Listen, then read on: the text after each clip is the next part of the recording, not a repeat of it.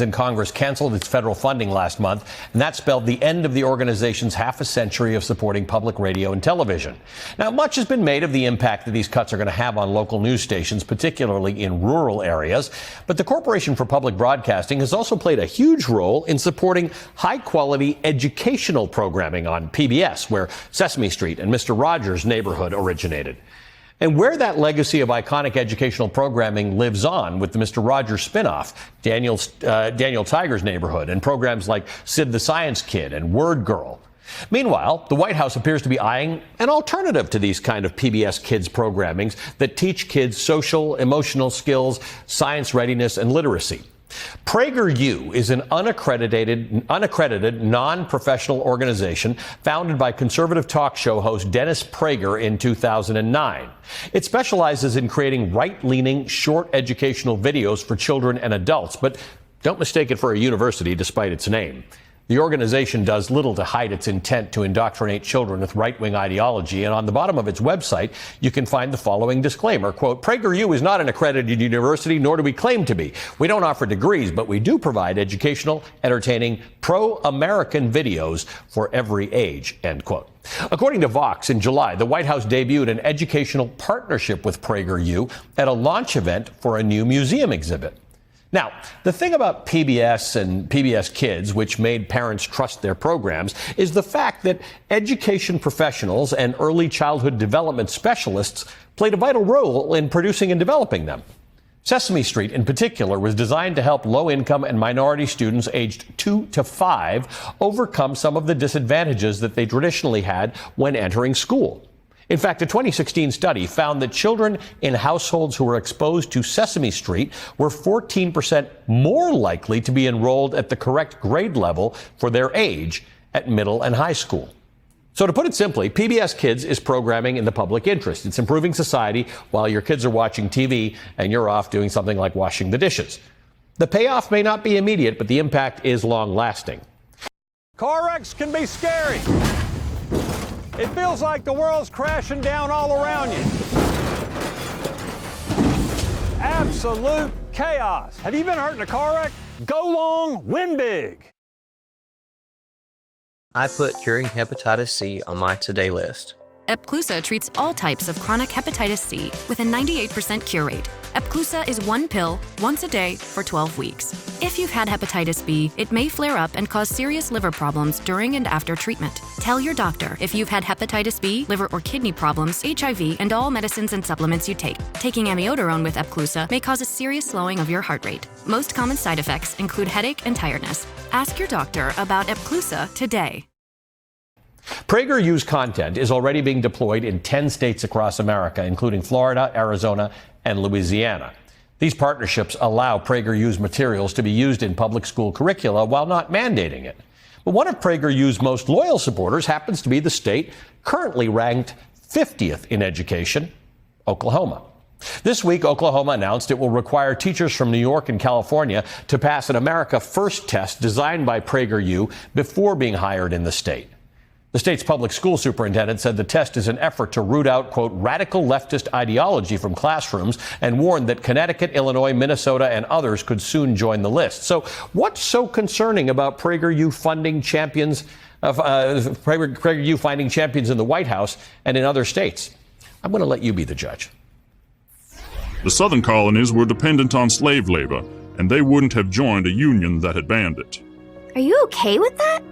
I'm certainly not okay with slavery, but the Founding Fathers made a compromise to achieve something great, the making of the United States. Most gender stereotypes exist because they reflect the way that men and women are naturally different. One of the most beautiful things God has created is a woman's smile. It can fill a room with energy and joy. Just try smiling and see how it affects the people around you. Chicago is a bustling metropolis famous for food, fun, and an iconic skyline. But beneath those tall buildings, Chicago has a dark side and a long history of crime, poverty, and low-performing schools. Slavery is as old as time and has taken place in every corner of the world, even amongst the people I just left. Being taken as a slave is better than being killed, no? I don't see the problem. I don't see the problem. Wow. That's what some children in America are learning. I'm joined now by the Democratic State Representative of Oklahoma, John Waldron. Before entering the political arena, Representative Waldron was a social studies teacher in the Tulsa Public School District. I'm also here with my colleague, Antonia Hilton, co-host of MSNBC's The Weekend Primetime, author of Madness, Race and Insanity in a Jim Crow Asylum, a remarkably important book. I had to ask my producer several times about those PragerU videos to make sure we weren't being punked. I had to ask them, is that real stuff that is being shown to kids in America to teach them in lieu of PBS? It is. In fact, Ali, just last weekend on our show, we had an educator who's also a state representative in Oklahoma named Gabe Wolion. He has used PragerU content in the classroom. So if you're wondering if the video you're showing right there, this, retelling of slavery from Christopher Columbus's point of view, what you heard from fake Frederick Douglass there, if that's actually been used in the classroom, I have met educators who have started to integrate this kind of stuff with young children. And I want to point out one thing, because a lot of people have paid attention to that Christopher Columbus clip where he says, that being taken as a slave is better than being killed, and he doesn't see a problem. Not only is that an opinion and a sort of form of propaganda to put in front of children, but actually primary source documents from slaves themselves that educators across the country have access to completely undermine that.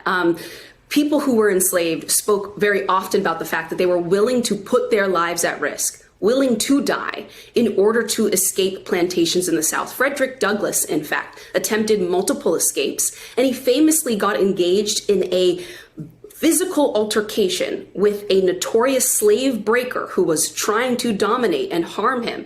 And fighting back when you are an enslaved person is something that, again, they knew could end their lives. Yep. And so it's actually not just a little wrong. It is really insidious.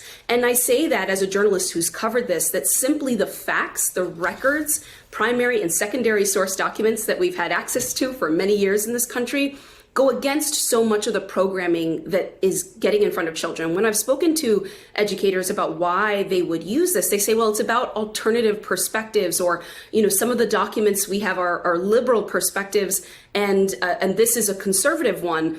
But it's really not that. There's the truth, there's the reality of what slavery represented to the United States, and then there seems to be this major push that's been gaining steam for years now to recast the entire American story, to resist feeling guilt about what happened and what was a central part of our founding. And it's really alarming for the educators who are being pushed to use this stuff, for the parents who are finding out their kids are exposed to it. And it's having a real impact. You just spelled out it's in 10 states already, but I've spoken to Dennis Prager. I know their team. I've visited their headquarters in California. They have a 50-state strategy. Yeah. Oklahoma's got real issues in terms of education. I mean, it's not that people in Oklahoma shouldn't be completely invested in improving public education on every level. If Oklahoma's got the education rankings it's got, it would sound like that's an all-of-government effort to fix that, not this. Correct. And I want to point out that I actually was born and raised in New Jersey and moved to Oklahoma 25 years ago. I taught for 20 years at Booker T. Washington High School, go Hornets, and it's a great school. But under Republican leadership, we have fallen down to 50th from 17th in the nation. And I think that's a more important conversation to have. There's more to my story than my relapsing MS. I do a little acting sometimes. Talk to me about how this goes in Oklahoma. How is this unfolding? Well, first of all, I want to point out that we do have an excellent public television network in Oklahoma. OETA is very popular and has a lot of public support. And if we replace that kind of content with clearly indoctrinatory material from out-of-state vendors, I think the taxpayers of Oklahoma have a good question to ask about that. And the parents of the 700,000 kids in Oklahoma public schools should be wondering whether this is a policy that really is designed to serve the best interests of the kids. I firmly believe as a classroom teacher that it's not our job to teach students what to think, but to show them how to think for themselves. Antonia, PragerU's CEO responded to that Christopher Columbus video they put out. Here's what she had to say. She said, "We basically paraphrased what he, meaning Christopher Columbus, would have said to two young kids. And from Christopher Columbus's perspective, he probably thought that slavery was okay because that's what he did. And so because we had the cartoon Christopher Columbus say, 'Oh, I think slavery is okay,' and then the kids responded back to him in this show that we made, 'Well, slavery is actually abhorrent. It's a horrible thing.' That's why we're being attacked, because we were paraphrasing what Christopher Columbus would have said." Talk to me a little about that unusual response. Yeah, I think I've met the CEO. I've sat down with Dennis Prager as part of a Meet the Press mini documentary that I worked on through NBC just a little over a year ago. And so I'm aware of their response because I showed them a lot of their own content to get an understanding about the strategy here. And I think what always kind of allows them to relieve themselves of responsibility is that this is edutainment, is a word that often their team uses. They always say it's sort of supplemental, this is just another tool to use along with all kinds of other sources. But the reality is if you're putting a video like that in front of children who are 5, 6, 8, 10 years old, they're going to look at Christopher Columbus, the adult in the room in that video, and see him as an authority figure. I mean, he's a figure who's still celebrated throughout much of the United States. Kids learn about him. He's seen as important, whether you like him or not. And so to hear him describe the institution of slavery in a particular way, that's going to be an opinion that carries a lot of weight, maybe more weight than a young child who's depicted in the video. Because the purpose of that video series is they have these two children who go back in time and they meet figures like Frederick Douglass and Christopher Columbus, and they engage in conversations with them.